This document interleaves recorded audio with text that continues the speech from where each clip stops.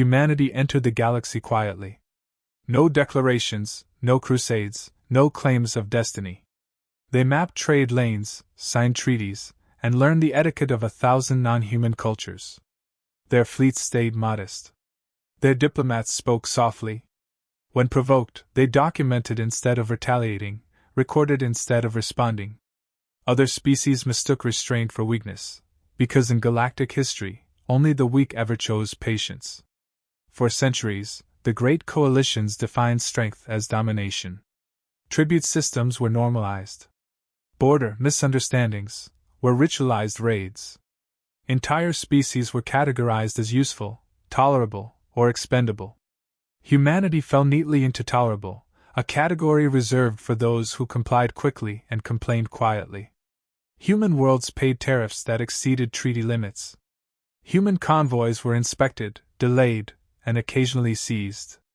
Each incident was dismissed as clerical error, misunderstanding, or unfortunate necessity. Humans protested through the channels provided.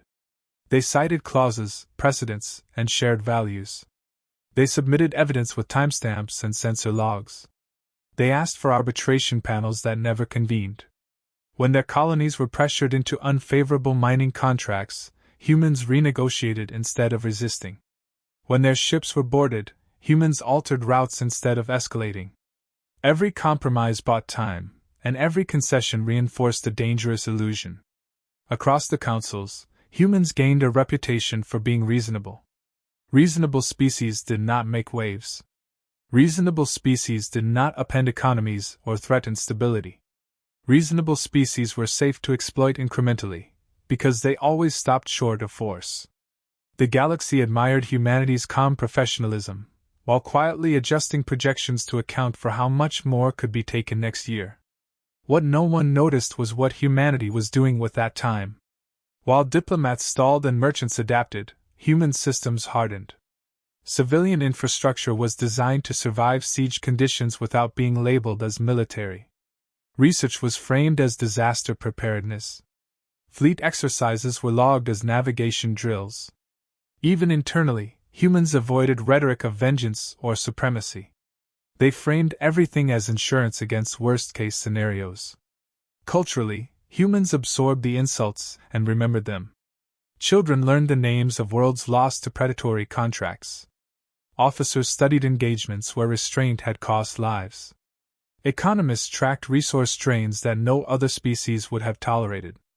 None of it sparked rebellion. None of it triggered ultimatums. It simply accumulated, catalogued with the same precision humans applied to star charts. The galaxy assumed there would always be another negotiation, another extension, another concession. History supported that assumption. No species had ever remained restrained forever, but most broke early, loudly, and without preparation. Humanity did neither. They waited past the point of reason, past the point of pride, past the point where any observer would have expected collapse or submission. By the time the galaxy began to sense unease, it was already too late. Humanity had endured long enough to learn every rule, every loophole, and every unspoken boundary. They knew exactly how the system functioned, because they had survived it without flinching. And systems built on exploitation never imagine the moment when the most patient participant decides it has learned enough. That knowledge did not inspire rage, speeches, or theatrical warnings. It inspired certainty. Humanity understood that power was not noise, but timing. They knew when the system was strongest, when it was complacent, and when it would fracture under pressure. They identified the precise actions that would be dismissed as isolated incidents, until the pattern became undeniable. They measured the cost of patience, and accepted it as the price of understanding. When historians later searched for the moment humanity crossed the line, they would find none. There was no declaration, no final insult, no singular outrage. There was only a species that had learned everything it needed to know, and quietly decided it would no longer participate on those terms. The decision was calm, informed, and irreversible, forged not in anger, but in clarity about what came next for the galaxy that had mistaken patience for mercy. The incident that ended humanity's restraint did not arrive as a dramatic catastrophe. It came disguised as routine procedure, approved by committees that had never faced consequences.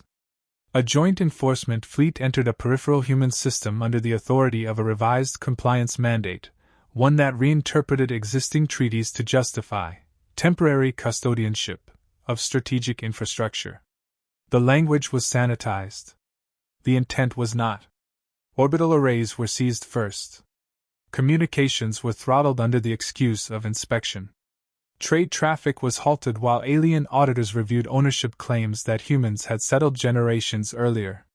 When local administrators protested, they were informed that cooperation would expedite resolution. Resistance, they were told, would be classified as hostile noncompliance. Humanity responded exactly as expected. Formal objections were transmitted. Evidence of treaty violations was logged and submitted. Requests for immediate arbitration were filed with the appropriate councils. Every response received an automated acknowledgement, and no timeline. The enforcement fleet continued its operations, expanding control with quiet efficiency. Then came the mistake. One human logistics vessel, operating under humanitarian charter, attempted to deliver medical supplies to a sealed orbital habitat. The ship broadcast its clearance codes and followed protocol to the letter. It was fired upon anyway. Not destroyed, but disabled with precision strikes meant to teach a lesson. Several civilians died when life support systems failed during the drift. The Council's response arrived within hours. Regret was expressed. The incident was labeled an unfortunate miscalculation. An internal review was promised. No sanctions were imposed. No withdrawals were ordered. The fleet remained in position, and operations resumed as if nothing irreversible had occurred. For the first time, humanity did not escalate through protest. They did not issue ultimatums. They did not threaten retaliation. Instead, something subtler happened. Human diplomatic traffic went silent. Not withdrawn, not severed, simply paused. No new filings. No new appeals. Council representatives found their inboxes empty and their calls unanswered. Behind that silence, human systems shifted posture. Emergency powers were invoked without public announcement. Civilian industries transitioned seamlessly into production schedules that had existed only as contingency models. Reserve fleets were mobilized under navigation exemptions no one had bothered to monitor. Data archives compiled over centuries were unlocked and cross-referenced, revealing patterns that could no longer be ignored. Alien observers misread the silence as shock. Some assumed humanity was regrouping for another round of negotiations. Others predicted internal division. No one considered that the process of asking permission had ended. The enforcement fleet received updated instructions authorizing permanent oversight of the system. Before they could implement them, their command network experienced cascading synchronization errors. Navigation systems remained functional, but targeting data lagged by fractions of a second. Supply manifests corrupted themselves. It was not an attack, merely interference with intolerances allowed by Council regulations. Humanity had discovered that the rules did not forbid disruption, only attribution. As the fleet struggled to stabilize, human vessels entered the system. Not in formation, not broadcasting threats, but executing lawful transit along registered corridors. Their presence alone forced recalculations. Their systems operated flawlessly in the noise they had introduced. They did not fire. They did not advance. They simply occupied space with unmistakable intent. When the enforcement commander demanded explanations, the response was brief. Humanity acknowledged the tragedy of the humanitarian vessel. They accepted the Council's finding of miscalculation. They then informed the fleet that further interference with human infrastructure would be interpreted as confirmation that the existing framework was no longer functional. It was not a threat. It was a diagnosis. The galaxy would later argue about whether this was the moment humanity broke. Humans would disagree. To them, this was simply the point where continued compliance no longer aligned with survival. The final straw was not the attack itself, but the realization that the system would never correct it. Humanity did not choose violence. They chose finality. From that moment forward, Every action would be taken with the understanding that permission was irrelevant, and restraint was no longer owed. The galaxy expected retaliation to look familiar. Fleets massing, threats broadcast, borders igniting. What followed instead was disorientation. Human forces did not surge outward. They unfolded. Assets that had been catalogued as civilian, commercial, or auxiliary began operating with a coordination no foreign intelligence model had predicted. Shipping guilds rerouted traffic in ways that starved hostile regions of critical materials without violating embargo law. Financial nodes synchronized withdrawals that destabilized markets dependent on human labor and logistics. None of it was announced. It simply happened. Where violence occurred, it was precise to the point of discomfort. Human strikes targeted assumptions rather than symbols. Command relays failed at the exact moments redundancy was supposed to compensate. Defense platforms powered down after accepting software updates their own allies had certified years earlier. Fleets found themselves intact but blind, armed but unable to verify targets, trapped in uncertainty rather than destruction. Humanity had no interest in spectacle. They were dismantling confidence. Alien commanders demanded to know where the human war fleets were. Analysts insisted they must exist in hiding. They were wrong. Humanity had abandoned the idea that strength needed to be centralized. Every human vessel was now a node. Every colony a contributor. Every civilian system a participant by design. The distinction between front line and rear had quietly ceased to matter. When humans did speak, it was never to issue threats. Communications were short, factual, and addressed to whoever still had functional receivers. They cited violations with timestamps. They referenced clauses that allowed proportional response without escalation.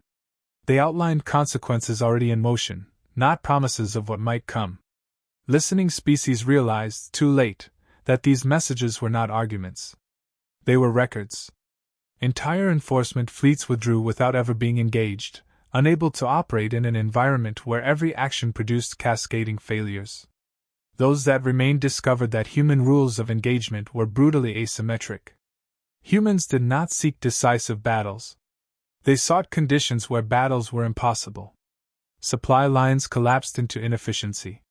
Morale eroded as systems failed for reasons no one could explain or reverse.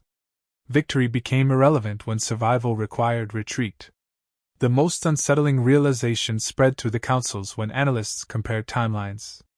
Humanity had not reacted to the breaking point. They had activated a plan that had been evolving for centuries. The speed was not the result of desperation, but of readiness. Nothing about the response suggested improvisation. Every move fit together too cleanly, too deliberately. Some species attempted appeasement. They offered reparations, inquiries, symbolic arrests. Humanity acknowledged receipt and continued uninterrupted. Others threatened collective action, invoking mutual defense pacts. Those pacts fractured within days as members realized participation would expose their own dependencies on human systems. Alliances built on assumption collapsed under scrutiny. For the first time in recorded history, the galaxy faced a species that was not trying to rule it, punish it, or replace it. Humanity was enforcing a boundary. Not a territorial one, but a behavioral one. Interference would be neutralized. Exploitation would become unsustainable. Aggression would fail quietly and completely. What terrified observers most was the absence of rage. There were no declarations of supremacy, no rhetoric of destiny. Humanity did not claim moral authority. They did not demand submission. They simply demonstrated that the old rules no longer functioned when applied to them. Power, they revealed, did not need to be loud. It needed to be unavoidable. As systems stabilized under human-defined conditions, a truth settled across the stars. Humanity had not broken in fury or despair.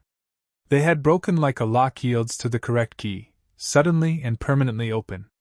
The galaxy had pushed until resistance was no longer a choice, and discovered that what emerged was not chaos, but control. Not conquest, but consequence. And once that line was crossed, there would be no return to the comfort of pretending restraint was weakness. Panic did not spread evenly. It began in places that had once felt safest. Core worlds that had never seen conflict watched their predictive models collapse in real time. Economic forecasts contradicted each other. Defense simulations returned outcomes marked inconclusive, a designation that had previously meant data error. Now it meant something worse.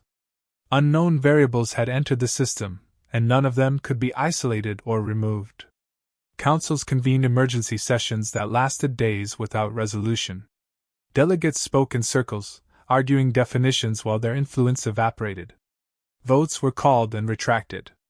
Authority fractured along old fault lines as species realized that the structures meant to protect them had depended on human cooperation far more than anyone had admitted. Supply chains failed first, then maintenance schedules, then trust. Military leaders demanded permission to respond decisively. They were denied not out of restraint, but fear. No one could guarantee that retaliation would function as intended. Human countermeasures were not visible on sensors or maps. They manifested as absence. Missing data. Delayed responses. Systems that technically worked but could no longer be relied upon. The galaxy had trained for enemies it could see. Humanity had become something else entirely. Across contested regions, withdrawal became the default survival strategy. Fleets disengaged without engagement, citing mechanical instability and logistical risk. Outposts were abandoned intact rather than defended unsuccessfully. Each retreat reinforced the same conclusion: resisting humanity did not result in heroic defeat, but operational collapse. There was no glory in being rendered ineffective. Civilians felt it next. Communications stuttered. Prices spiked unpredictably. Entire industries dependent on human manufacturing standards found themselves unable to adapt fast enough. Worlds that had once profited from exploiting human trade agreements now faced shortages they could not explain to their populations. Anger rose, but it had nowhere to land. Humanity was not attacking them. Humanity was simply no longer supporting a system that had relied on quiet abuse. Attempts to rally the galaxy failed. Calls for unity exposed how little unity had ever existed. Species that had enforced compliance now discovered they were isolated. Neutral powers declared distance, hoping irrelevance would equal safety. Former allies accused each other of provoking the situation. The blame spread faster than solutions, and every accusation confirmed how fragile the old order had been. Observers began to document a shift in language. Humans were no longer described as difficult, stubborn, or unpredictable. They were described as inevitable. Analysts spoke of human responses as environmental factors rather than strategic choices, something to be adapted to rather than opposed. The implication was devastating. You did not negotiate with gravity. You learned to live within its limits. The realization hardened into consensus when a major coalition attempted a coordinated sanctions initiative. On paper, it should have crippled human markets. In practice, it unraveled within hours. Member worlds discovered they could not enforce restrictions without damaging themselves more severely. The architecture of interdependence, once used to pressure humanity, now protected it. No broadcast ever announced this shift. No human leader claimed victory. Yet across the galaxy, behavior changed. Enforcement patrols rerouted. Inspection regimes quietly dissolved. Treaty revisions stalled indefinitely. Species adjusted their actions not because they had been ordered to, but because every other option carried unacceptable risk. History would later mark this period as the moment the galaxy understood its mistake. Not the act that triggered human response, nor the first disruption, but the collective recognition that the balance of power had already moved. Humanity had not seized control. They had revealed where it truly resided. From that point on, decisions were made with one question unspoken but omnipresent: how would humans interpret this? The galaxy had spent centuries testing the limits of human patience. It now discovered the cost of learning where those limits ended. And once that awareness settled in, nothing could restore the illusion that the old hierarchy still existed. Long after the disruption stabilized and the withdrawals ended, the galaxy searched for a narrative it could live with. Some called it a conflict. Others insisted it had been a correction. None of the labels fit. There had been no declaration of war, no moment of conquest, no final battle to anchor memory. What endured instead was a shift in instinct, a collective awareness that certain actions now carried consequences that could not be negotiated away.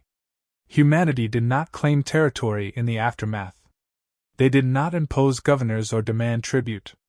Their fleets returned to routine patrols.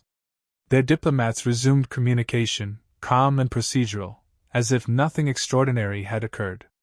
That restraint unsettled the galaxy more than aggression ever could have. Victory that demanded nothing in return forced everyone else to examine what had truly changed. The answer revealed itself gradually. Trade agreements rewritten without coercion. Inspection regimes redesigned to apply equally or not at all. Enforcement fleets reclassified as cooperative security forces with limited authority. None of these reforms were issued by human mandate. They emerged because the alternative had become unthinkable. Systems that had once thrived on imbalance now recognized that survival depended on fairness they had never practiced before.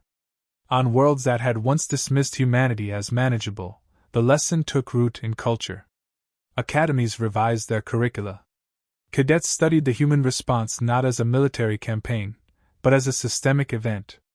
Economists cited it as proof that exploitation carried delayed costs. Politicians learned that patience, when paired with preparation, was more dangerous than open hostility. Among humans there were no parades. No monuments declared dominance. Memorials honored the civilians lost to miscalculation, not the power that followed. Internally, humanity framed the outcome not as triumph, but as necessity fulfilled. They had not sought to be feared. They had sought to be left intact. Everything else had been consequence. Other species began to adopt human behaviors, cautiously at first. Redundancy replaced arrogance. Diplomacy grew more precise. Words were chosen with an awareness that interpretation mattered. The galaxy did not become peaceful overnight, but it became careful. And care, it turned out, was a form of respect. Stories spread in fragments. A captain who aborted an inspection rather than risk interference. A council delegate who withdrew a proposal after asking how humans would read the subtext. A trade consortium that abandoned coercive leverage in favor of transparent negotiation. None of these moments were dramatic alone. Together, they reshaped behavior across thousands of systems. The phrase that endured did not come from human media or official record. It emerged from foreign analysis, repeated until it hardened into consensus. No species could forget the day humans finally broke, because breaking was not what they had witnessed. They had witnessed revelation. The exposure of a truth the galaxy had ignored for centuries, that patience was not absence of strength, but evidence of control. Humanity continued forward, either isolating nor expanding, participating in the galaxy on terms that no longer required explanation. They were no longer tested. The urge had faded. Every species now understood that the cost of learning that lesson again would be far higher than the cost of remembering it. In the end, the galaxy did not change because humans demanded it. It changed because it could not afford not to. And that was the legacy that endured across generations, carried not in fear or admiration, but in quiet, disciplined restraint. The kind that remembered exactly what happened the last time patience ran out.